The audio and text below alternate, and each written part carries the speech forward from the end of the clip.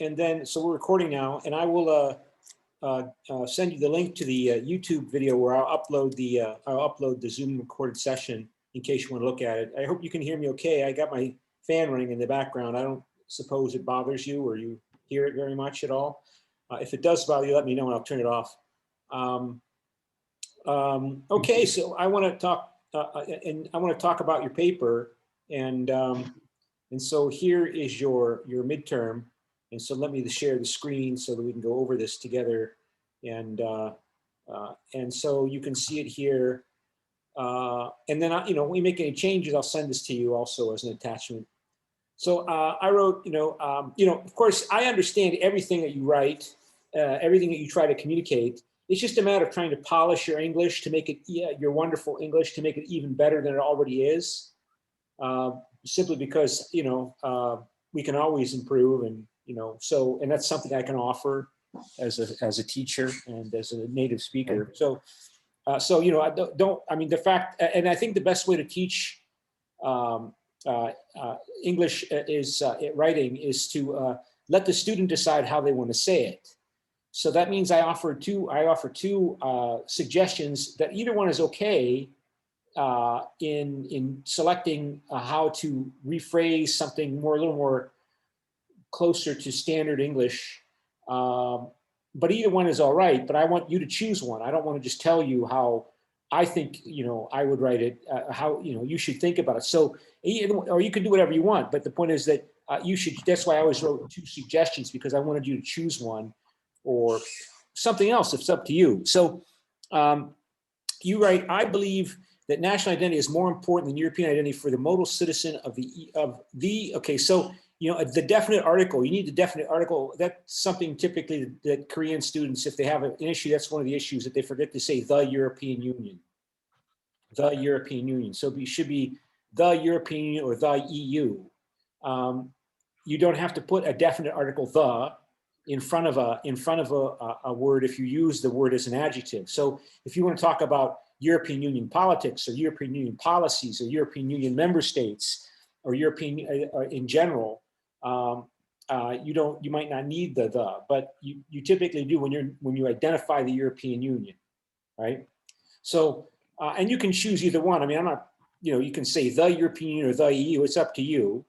So I'll let you choose. More specifically, Europeanization can lead to okay, this is a preposition issue. It's an issue for everybody studying foreign languages. There are some general rules regarding prepositions, but there's so many exceptions that it's hard to know, hard to explain what is the right preposition for which situation. The best, you just get experience, in terms of learning the right preposition. So, I had a friend who was teaching English, and he said he told his international students that the best way to become more familiar with English prepositions is simply by reading fun, simple magazine articles to see how prepositions are used there. So more specifically, Europeanization can lead to or towards European identity. It's up to you. Either one, you can choose one. Becoming more important than national identity, but it looks so unstable. I would try, this is a common thing among Korean students. They write a sentence fragment because they start a sentence with the word because. And so I pretty much decided that it's wise to advise Korean students not to start a sentence with because when they do that, they tend to write a sentence fragment.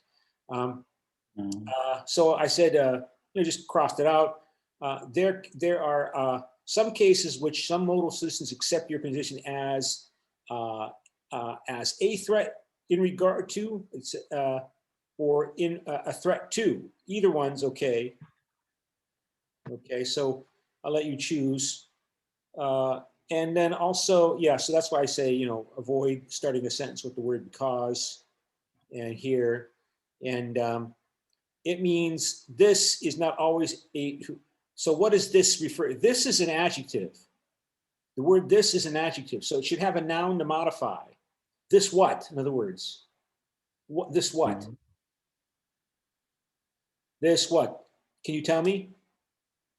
Uh, not only is that this means is the I mean try to mean that suggestion Okay. means that national identity is more important than European identity for the modern citizens of the EU. Is that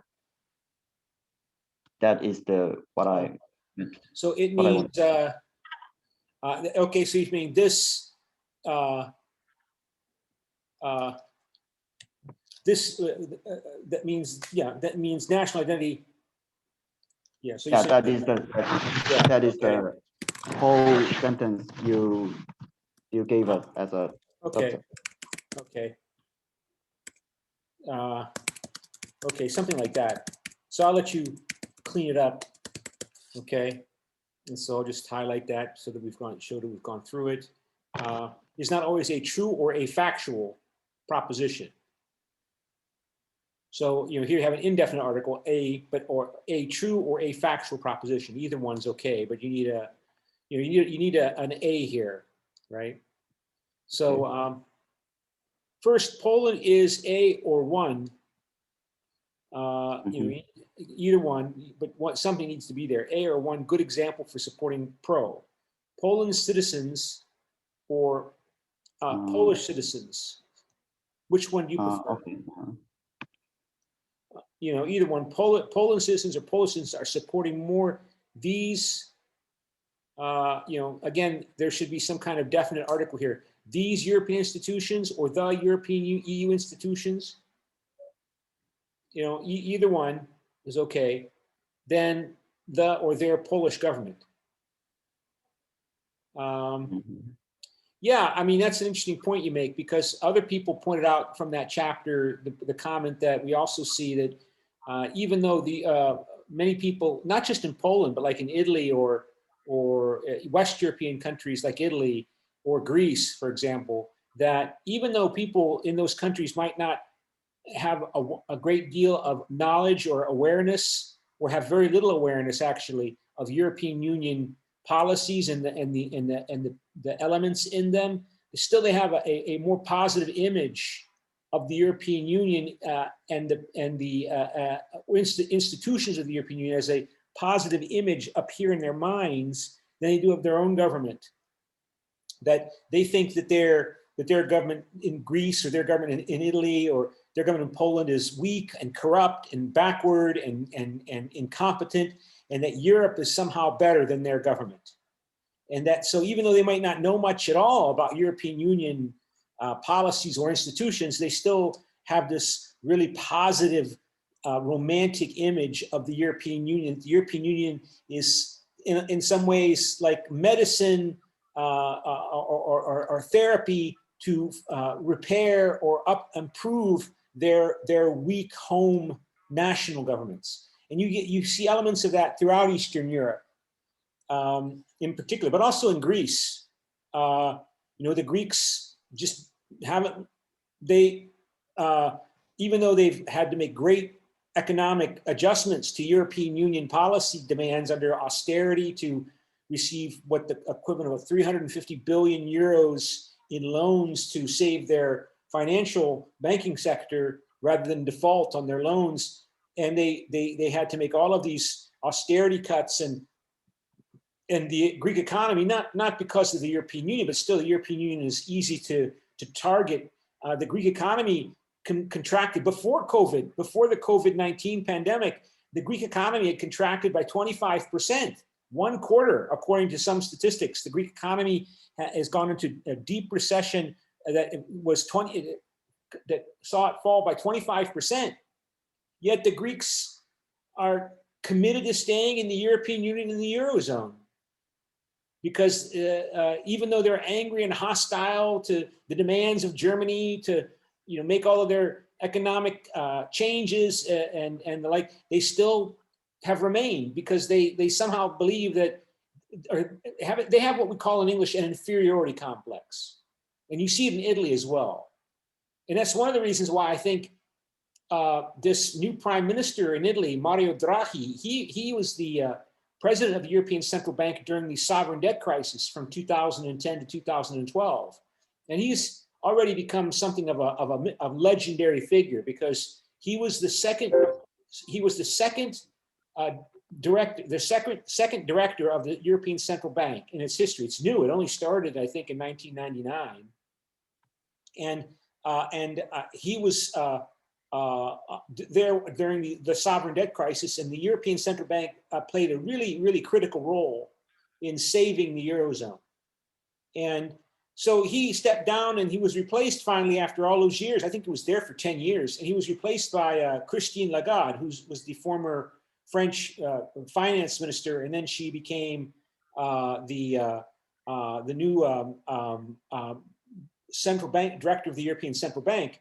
And then Mario Draghi, he became the prime minister of Italy, and he's the prime minister of Italy today. And that happened in the past under Romano Prodi. Romano Prodi had been president of the European Commission, and during an economic crisis in Italy caused by Silvio Berlusconi, that corrupt billionaire Donald Trump type figure in Italy, he was brought in to save the situation in Italy during that crisis. And he came in and he had a lot of influence because he was the president of the European Commission. So, and I think that might be true also in Poland as well, right? That for a lot of people in Europe, they're kind of embarrassed by their own country, and they think that somehow Europe is going to modernize them. So it is assumed to be a result or to be a consequence of. So to be a result of or a consequence of, that's up to you to choose. Dodging the economy dodging the economy or the economic slump. So either one is okay that you want to use there. That affected the whole or the world in 2009. Yeah, Poland. They always comment about how Poland was the only major economy in Europe that maybe the only major economy. Well, we won't talk about the rest of the world, but the only major economy in Europe that did not go into a recession. It still grew during the Great Recession of 2010 to 2012. It still grew 1%. It didn't get smaller. And so how much do the Poles believe that the European Union gets credit for that? Maybe some. I mean, people fight and argue about that. Some people argue that the Poles were just lucky. It wasn't because they were skillful. They were just fortunate they didn't make mistakes that other countries like Bulgaria or Czech Republic made, or Hungary made. But still, I mean, that is something that you can claim that Poland achieved as part of the European family. So Poland is a proud nation with proud Polish national citizens, and ever since Poland joined the European Union and returned to Europe by joining the European Union, Poland's prestige and respect in the world is more measurable and more significant because it's one of 27 or back then 28 member states of the European Union who are always comparing each other in terms of sharing best practice and evaluating each other's performance is all part of the European Union member states. And here, Poland, one of the 28 members of Europe, is the only one that does not go into recession. And so I'm, as a Polish citizen, proud of Poland, and I love the European Union for making it more easy for me to be proud of Poland. Do you understand? So I think that's what you're trying to say here. And these are all challenging notions of political psychology. And our textbook struggles to deal with these topics. It struggles to deal with these notions of ideals and symbols and stereotypes and images and emotion. The term that they use often in the textbook from among the many different writers in the textbook is they use the term cognitive processes or cognitive changes. They use this word COGNITVE. It means cognitive. It means this, mental processes, and that's as far as they figure they can go. They don't have the writers of the chapters in the textbook. I think they have a problem with that because they don't, they have a problem with trying to understand nationalism, trying to conceptualize nationalism. And fortunately, I think I have a framework from my professor when I was in school that I think I can more systematically approach this. But the point I'm trying to make is that the textbook, everybody in the textbooks knows these emotional, symbolic identity issues are really important. And you can't avoid it. You can't avoid it not only for Poland and Bulgaria, but Brexit. That's all about British nationalism. It doesn't even make economic sense, but they did it anyway. So, you know, I mean, they know it's important, and you're trying to highlight how the Poles, even though it was a Polish achievement, not a European Union achievement, still the very fact that Poland was the only country in the European Union that did not go down in the during the Great Recession around the whole world. It was the only major economy that did not go down. I don't know about China. I don't know if China grew a little, or, you know, I think it might have gone into reset. Well, I'd have to check, but at least among Europe. And the fact that Poland is in Europe and they can compare itself with the other European countries, and they're supposed to. They're always doing that anyway. They're supposed to compare themselves to each other. That's an important part of Europeanization. It's called open method of coordination is the formal name for it. They're supposed to share best practice with each other, right? And that, you know, for Poles, that makes them feel proud. Like, see, man, we achieved. We're really European. So also the Poles believe, either one, they got a benefit from Europeanization of the EU, and the EU or the European Union, like the EU, from European and the EU or the European Union, like freedom of travel and work throughout the EU member states. Sweden is another example for supporting. By the way, you can use up to Chapter 11. I think I should have mentioned. Yeah, you use Chapter 11. Good. Okay. Sweden is another example for supporting pro. Swedish also believe they got a lot or many. I think I should put many. Many. They got a lot of. What did I do? They got lots of or many benefits or advantages. Or advantages. That's another one of those two you can choose. And positive effects on their economy from Europeanization and the EU. Again, you have to choose there, and the European Union. You have to choose there, one of those two. Additionally, they view positively that the EU is or the European Union is. Okay, you have to choose one of those. Addressing international agenda issues or items. Again, you have to choose one of those, like climate change, etc. There are reasons why European identity is existing in Sweden and Poland. In other words, or in some, you know, again, you have to choose. Polish and Swedish not only have European identity as a or the modal citizen of European Union, but they are national identity as well, or simultaneously. Either one's okay. Choose there. On the other hand, the UK is a good example for supporting Khan. Okay, UK had always had or displayed a negative stance about Europeanization, even after they joined the EU or the European Economic Community. Support for the EU or positive views in the UK, either one of those, or Great Britain, in the UK or Great Britain, either one.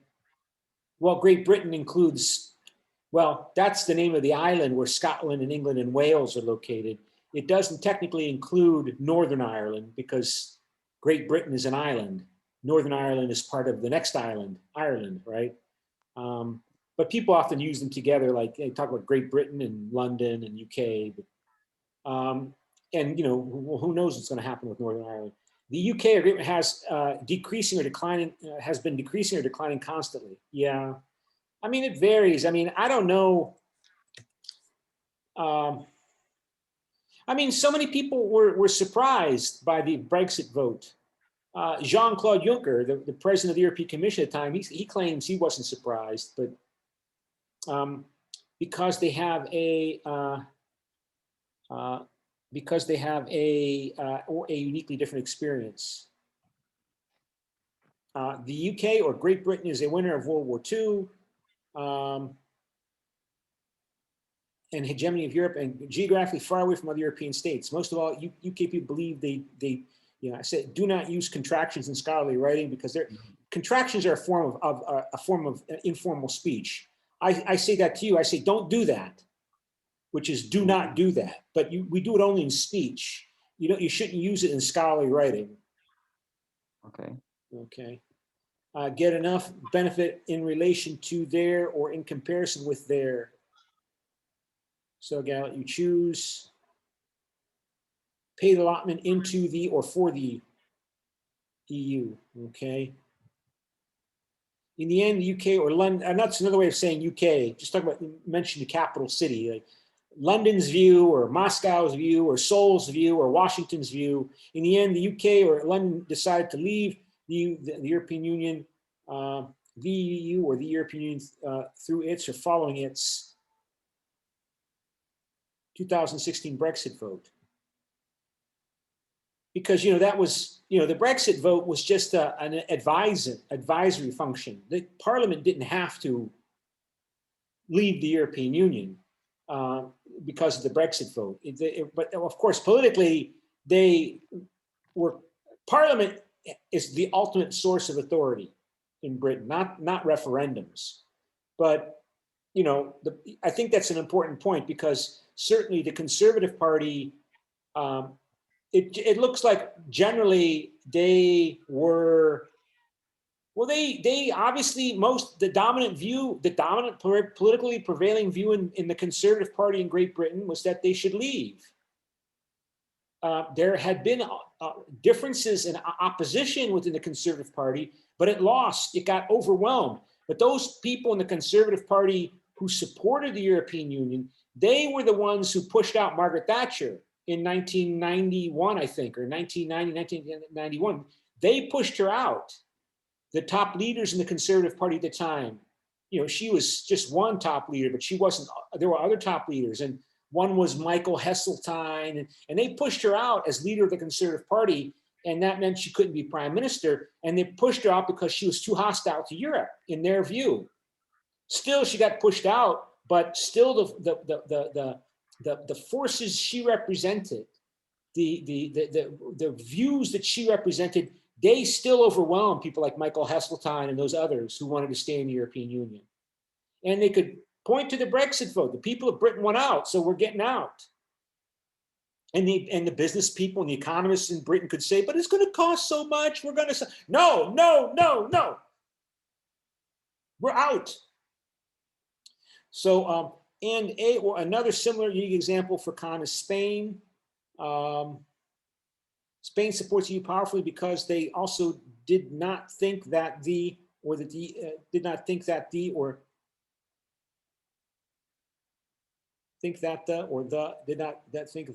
okay, I think, yeah, either one's okay, that the EU is a danger for themselves. I think didn't mean to have the not there, but they demonstrate ignorance about EU issues, so they do not want to delegate their power to the EU or Brussels. I mean, that's true for most people, though. Like, how many people in America know anything about the thousands and thousands of pages of laws, new laws, that the government adopts every year? They don't know anything about it, but they still like their nation, their government, or their leaders, right? Same is true in the European Union. Maybe if you're a Spanish farmer, you might know something very specific, like about the common agricultural policy, because the common agricultural policy gives lots of money to Spanish farmers. So if you're a Spanish farmer, you're basically a business owner. And so you want to know the laws of the business so you know how to do your business and make your money, right? So you know about the common agricultural policy of the European Union, but about the other policies, I mean, how much does a Spanish farmer know about anything else outside of agriculture in the European Union? Probably not very much. And that's true for everybody everywhere. right? But these people still have positive images of their government, of the European Union, even if they know very little about the specific details about it and its policies. In some, these two cases are a counterexample of this subject. Europeanization fails or falls short or not always make European identity stronger.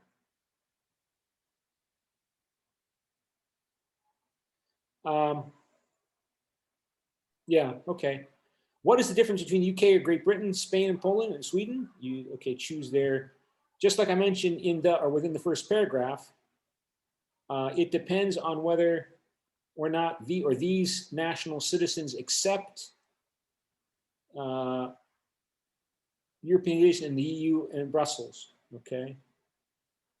Brussels is the capital of the European Union, like Seoul is the capital of South Korea, right? So people, they often say Brussels when they mean the European Union as a or some threat.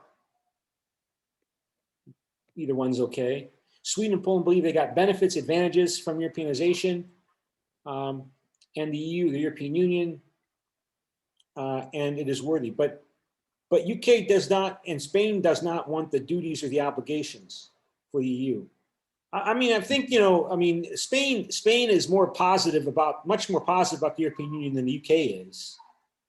I mean, for Spanish nationalists, again, people might not know very much or anything at all about the details of European Union policy outside of their specific interests, like, you know, as farmers, as I mentioned, like Spanish farmers.